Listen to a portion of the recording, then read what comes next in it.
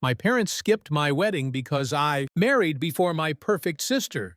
Now, their perfect family image is finally crumbling after being together for years. I 32F got married 8 months ago, except for my sister Molen, 30F, and my parents. Everyone went to the wedding. My parents' decision to skip the event was startling, but I wasn't overly shocked by my sister's absence because we've never really gotten along. However, considering our past, I should have anticipated it. I'll give you some background on our family's dynamics. I can't completely blame my parents for constantly favoring my sister over me throughout her life. She has been exceptionally good at almost everything she was the center of. Attention in every room she visited. As soon as she could walk, she won every spelling bee, science fair, and talent show. In elementary school, class president, valedictorian, and prom queen were all very much the same in high school. Tall, slender, and attractive enough, she pursued modeling while in college. Before concentrating on her business degree, she got her first modeling job during her sophomore year, and I can still remember it. To celebrate, my parents invited all of our family members and her friends to a lavish party. Her first professional headshot was framed and hung in our living room, where it remains to this day, directly above the fireplace. The same year I received my degree in computer science, they merely murmured, "Well done," and resumed organizing Moline's next photo session. She immediately climbed the corporate ladder after graduating and landing a job at a prominent company. She already has a corner office and a corporate car, and at the age of 30, making her a senior executive. In the meantime, I work for a respectable computer company as a mid-level software developer. Although I'm pleased with my work and it's a decent profession, it's not the type of employment that makes parents boast in front of the family. In addition, I'm bigger and shorter than my sister. My mother made crude remarks about my appearance, signed me up for workout classes I didn't want to attend, and put me on diets all the time. When I was growing up, she would say, "Molen never struggles with her weight, or you could look as nice as your sister if you just put in a little more effort." Even though I had learned to ignore these remarks, by high school they had an impact. Over the years I've accepted these distinctions. I ultimately came to terms with the fact that my parents never took as much delight in my accomplishments as they did in Molen. What was my option? I tried to get their approval for years by attending classes they recommended, joining clubs they encouraged, and even attempted modeling for a short time. A failure my sister never lets me forget. However, nothing was ever sufficient. Was merely the second daughter, and they were completely enamored with my sister's achievements. I gave up attempting to impress them. Sometime in my mid-20s, I concentrated on creating my own life, growing professionally on my own terms, and forming bonds with individuals that respected me for who I am. To be honest, following that, things have improved. Knowing that my parents were constantly concerned about maintaining appearances, I kept my interactions with them superficial in order to prevent conflict. During our mandatory Christmas meals and family get-togethers, I would nod and grin while they raved about Molen's most recent job lover or vacation spot. Since they had Molen to swoon over, they didn't seem to notice my emotional distance. Then at a computer conference, I ran upon my spouse through a mutual friend. He noticed me, actually saw me. Unlike my family, he liked my dry sense of humor, my ability to code, and yes, even my body type.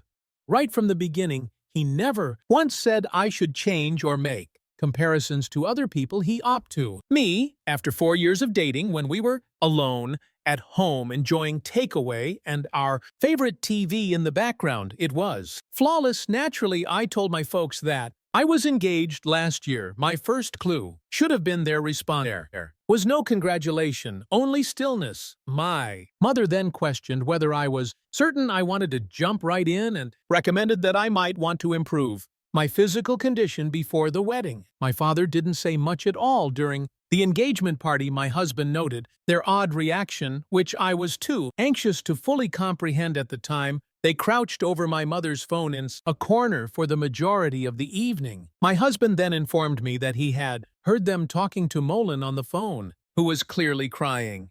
They were talking about how this wasn't the plan and how they never expected Rebecca to get married first. According to what he vaguely heard, there were some minor setbacks during the wedding planning process, despite not even being engaged. At the time, my mother had already made many wedding Pinterest boards for Molin and was not interested in assisting me in selecting a dress or location. My mother merely remarked that it was as practical and suitable for my figure. When I selected my dress, a straightforward yet exquisite A-line gown that made me feel lovely.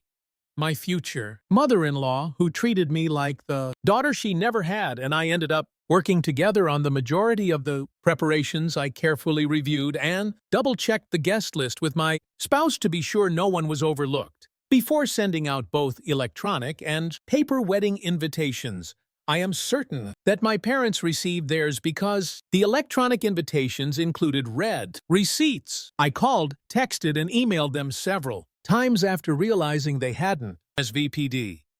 My mails were either ignored or met with evasive responses stating that they were very busy and needed to check their schedules. I couldn't waste too much energy worrying about it because I was too busy getting ready for the wedding. My in-laws were incredibly helpful, offering assistance with everything from seating maps to floral arrangements, even at the lovely bridal shower hosted by my husband's sister. The painfully obvious absence of my own family was never brought up, even though my parents weren't there. The wedding day itself was beautiful. We held a laid-back afternoon celebration after the morning wedding in a garden setting. Everyone was right when they said we looked so content and in love. But there were times when their absence felt like a physical anguish, such as when I saw the front row seats empty, or at the father-daughter dance that I was not able to attend. Sought answers after the honeymoon and wedding. They said they were deeply hurt, that they had never gotten a formal invitation.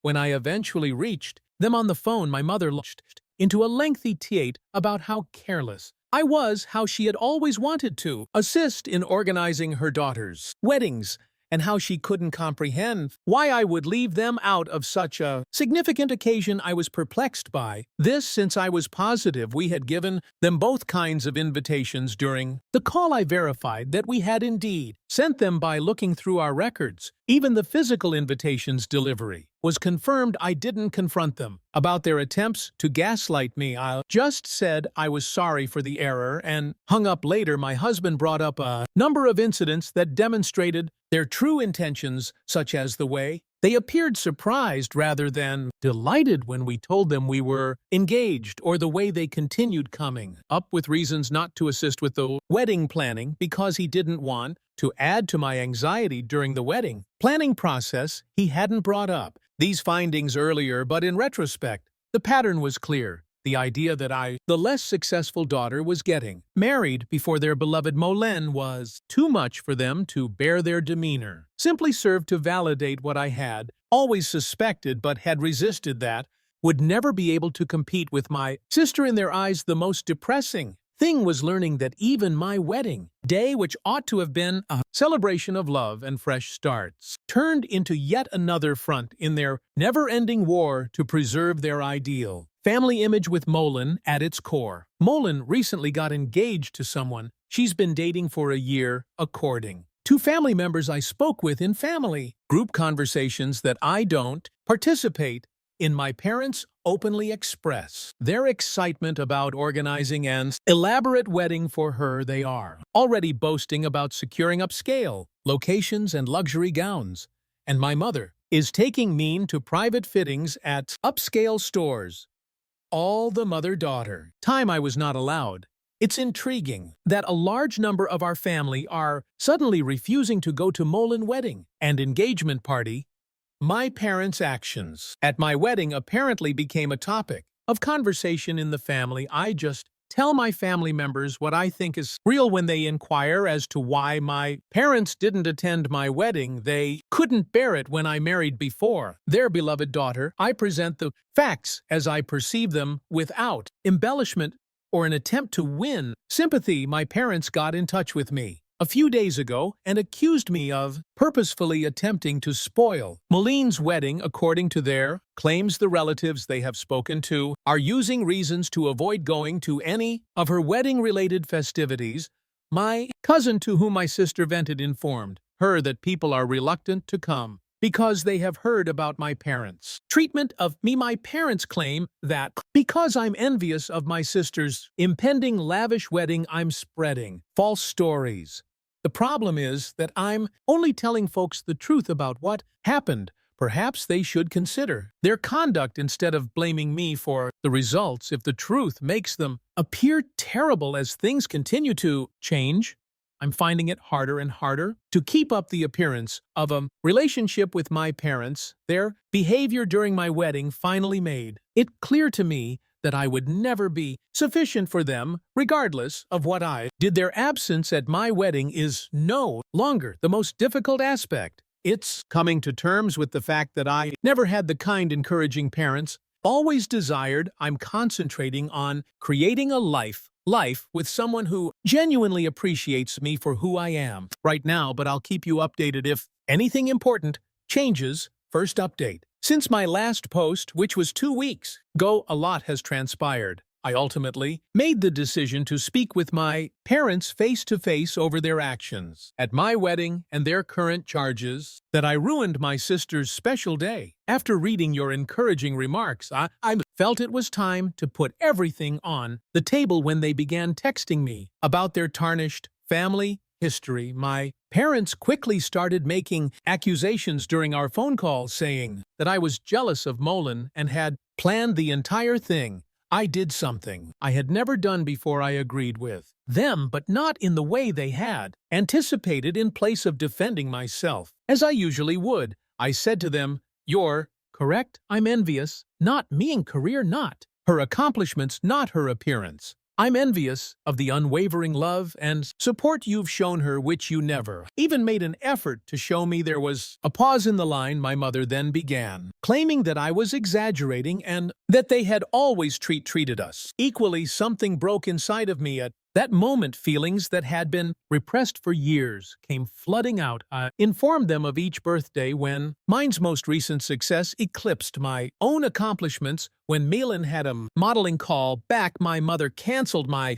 high school graduation dinner about how her prom outfit cost more than the total cost of my college textbooks for a year. I continued despite my father's attempts to cut me off by accusing me of exaggerating. I talked about how it was to watch them spend years organizing my sister's fictitious wedding while showing no interest in my own. I told them how painful it was to see my parents' seats vacant and how my mother-in-law had to help me with everything from wedding preparation to clothing buying. Their reaction was instructive.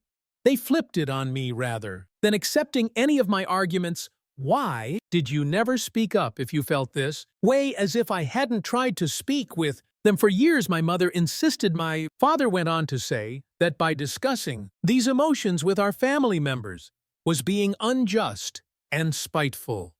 My mother said something at that point that ultimately clarified everything. "We never imagined you'd go to such lengths as to try to ruin Moline wedding out of spite. But we always knew you were insecure about her success." She stated, "This is not how we brought you up." I became aware that they couldn't even hear me. They believed that their behavior and my emotions had nothing to do with the entire circumstance. It has to do with Moline's reaction. They were more worried about her impending nuptials than the hurt they had caused me. Even during this discussion about their absence from my wedding, I didn't attempt to make things better. For the first time in my life, I didn't retract or apologize, rather expressed my thoughts to them directly. "You're correct on one point. I was raised by you. You instilled in me the belief that I would never measure up, that Moline's accomplishments would always be more significant than mine, that upholding your ideal family image was more essential than my feelings. However, you also taught me that I deserve better than this, which was something you didn't mean to teach me." Before my father spoke, there was a long pause. He spoke in a cool, collected tone. "Maybe it's time for us to stop acting like we're bad parents, since you've already determined that we are, and you obviously take pleasure in seeing us suffer since you, our family, we assumed you would assist in resolving this issue, but it is clear that you have made your own decisions. The last blow was delivered by my mother. Perhaps you simply couldn't cope with not being the center of attention, even though we always tried to treat you both fairly, Rebecca. That's not our fault. You made the decision to play the victim. Refrain from arguing, why would it matter? Everything I had been saying had just been validated by them. They were unable to admit their involvement in anything, even at this last discussion. I just hung up and said goodbye. I was surprised to feel relieved after the call. Tears were shed, to be sure, but they weren't the frantic, heartbreaking ones I remember from my early years. They were liberating tears. For the first time, I had expressed everything I needed to say without holding back or feeling guilty. About how I felt later, my husband saw me gazing at the sunset from our back porch. He sat next to me and grasped my hand without saying anything. They're never going to change, are they? I asked him after a time. No, but you have, he said, squeezing my hand, and that is what counts. He is correct. I've changed. The young child who frantically tried to win her parents' approval is no longer there. They no longer need to validate the woman who came out of that last conversation, although acknowledging that my parents will never be the people I need them to be is painful. It is not as painful as holding out hope that they would change for the first time. I don't really care what happens with my sister's wedding or the family drama. I've had my say, and they now have to deal with whatever comes up. The most peculiar aspect, I feel as though a burden I've carried my entire life has finally been lifted, although it's not the happy ending I had hoped for with my parents. Perhaps it was the one I needed, the ability to quit striving for love. That ought to have come naturally. Second update. 3 days have passed since my run-in with our parents, and things have taken a surprising turn. Moline made the decision to become involved in the drama, but her strategy failed horribly. My sister sent me a thoughtfully composed message yesterday morning. She had developed a condescending tone over the years, and it was evident in her text. What you said to your parents was totally inappropriate. They have helped us through every stage of our lives and given us everything. You cannot simply blame them for being poor parents because you are insecure about the decisions you have made in life. She continued the message with her typical blend of moral superiority and covert jabs. I understand that your wedding wasn't exactly what you had envisioned, but that doesn't mean you should try to destroy mine. There's nothing wrong with wanting a celebration that honors those of us who have put in a lot of effort to meet specific standards. Rebecca, not everything needs to be a contest. Didn't bother to answer. I've discovered that interacting with her merely provides her with more ammunition after years of putting up with her manipulative conduct. I just blocked her number instead. Moline has never been one to put up with being ignored, so I assumed that would be the end of it. My husband, who was laughing so hard that he could not speak, called me at work a few hours later. Moline was apparently unable to get in touch with me directly, so she found his personal number, probably via a common acquaintance, and sent him a string of texts outlining the precise reasons why our sister relationship has never been good. She began her initial communication to him in a sufficiently professional manner. As Rebecca's sister and someone who cares deeply about our family's well-being, I feel compelled to reach out. However, it soon turned into her actual motivations. She informed my husband that he had an obligation to help me behave in a more suitable manner because he was the new man in Rebecca's life. The messages become increasingly patronizing. Family dynamics are complex, she told my husband, a professional software architect with an MBA, adding that someone with Rebecca's sensitivity might not understand the bigger picture. She advised him to assist me in seeing reason before I irreparably harm family relationships. Her attempt to play on what she believed to be his social climbing impulses was the true kicker, though in fact she wrote, "Surely you understand that maintaining good relationships with successful family members like myself could be beneficial for your future. Rebecca's behaviors only hurting her own prospects and by extension yours, having always been able to see through Moline's facade. My spouse thought her attempt at manipulation was humorous. He particularly liked her presumption that her business rank or the prospect of networking opportunities would somehow impress him. In his own words, she really doesn't know me at all. Does she? We went over the messages together. When I got home that night, I was laughing with my hubby instead of feeling offended or upset seeing Mink. Deceptive methods exposed, particularly when they were aimed at someone who was totally impervious to them, was liberating. I learned something significant about my sister as a result of this encounter. She is still that insecure adolescent who needs to tear others down in order to feel superior. Despite all of her achievements and success, it's clear how little she knows about good relationships, that she believed she could control me by manipulating my husband. When her direct approach failed, she swiftly turned to trying to use my husband against me, which was the most revealing aspect. She used to do precisely that in high school. She attempted to turn my friends against me when she was unable to bully me. Directly different, decade same strategies with this fresh viewpoint. Now understand how Moline's actions went beyond simple sibling rivalry. Throughout our early years, she made a concerted effort to keep her status as the favorite child, always telling our parents and me how much better she was. She had to overshadow whatever I accomplished. She had to point out my shortcomings to everyone I made friends with. My response to her games is different now. Her messages would have caused me to fall into self-doubt 10 years ago. I would have been upset and hurt 5 years ago today. Simply put, I'm sick of the drama and find her blatant attempts at manipulation amusing. My husband's response was ideal. Rather than becoming embroiled in her drama, he merely responded, "Thank you, then you, for your concern about Rebecca's well-being. As her husband, I'm focused on supporting her happiness, not managing her behavior. I think it's best if you direct any future concerns to Rebecca directly. Have a nice day." Moline sent one last message. After not receiving the desired response, "I see she's poisoned you against the family too. Don't say I didn't try to help when this all blows up in your faces." Ironically, Moline's attempt to assist has further strengthened my resolve to keep my distance from the destructive dynamics of my family. Nothing has changed, as evidenced by her messages to my spouse.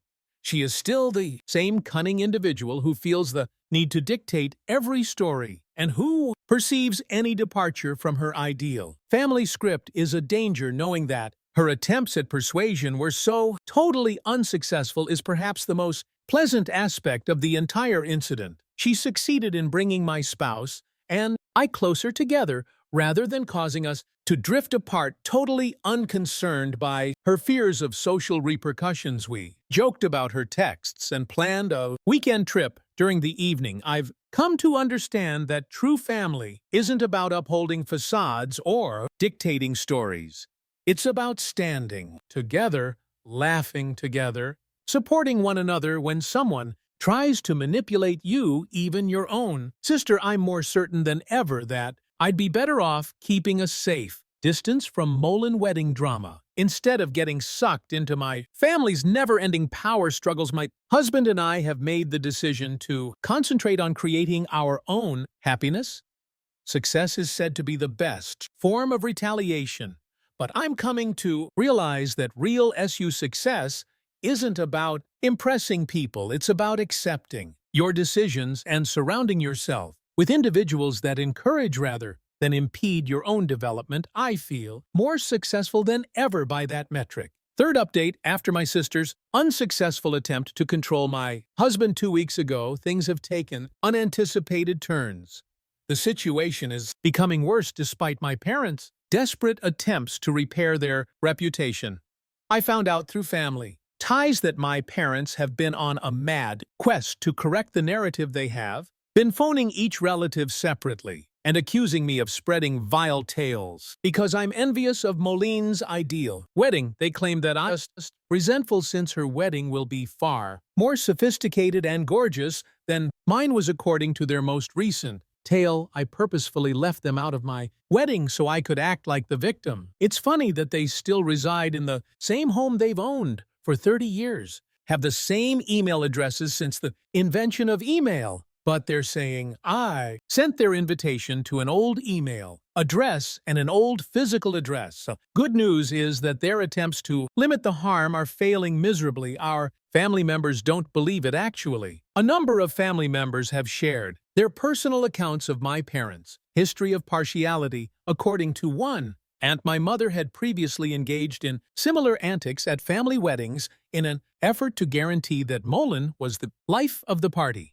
The way my extended family has reacted to my parents' manipulation is the most fulfilling development. Important family members, some of whom were expected to have significant parts in the event, have stopped supporting Molene's wedding. They may no longer have access to the exclusive location they were able to get through family ties. Even a family friend's luxury garment business has unexpectedly experienced scheduling conflicts at a family get-together last weekend. Things reached a breaking point. It seems that when someone naively inquired about my wedding pictures, my mother became upset out of jealousy. She started a defensive tirade about how I had changed after getting married and was attempting to destroy the family. Her tantrum backfired, stunning a number of relatives who were unaware of the circumstances and further harming their well-maintained reputation. It's especially ironic that my parents' frantic efforts to maintain their ideal family facade are the reason it's falling apart each time they attempt to justify their absence from my wedding.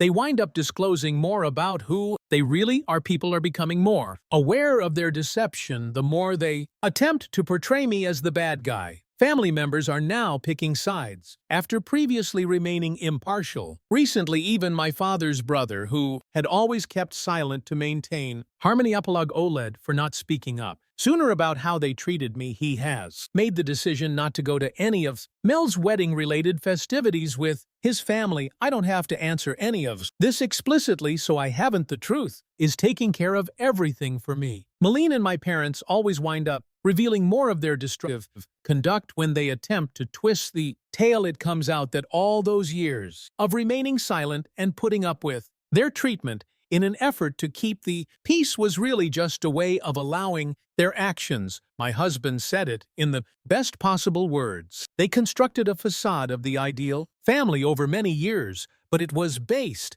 on emotional manipulation and partiality. Eventually, it was going to fall apart. I'm doing better than ever, personally. No longer have to worry about attempting to win my parents' approval. The stress of controlling Molena's emotions has subsided. I'm not concerned about upholding their ideal family image for the first time in my life. Sometimes the best retaliation is just letting the truth speak for itself rather than taking action. I'm grateful to Reddit for giving me the courage to advocate for myself. You have no idea how much your guidance and encouragement have meant to me along this path. Sometimes you need to see what true family support looks like from strangers you met online. Thank you for watching. If you haven't subscribed yet, please do so and hit the notification bell to stay updated with more shocking real-life stories happening around you.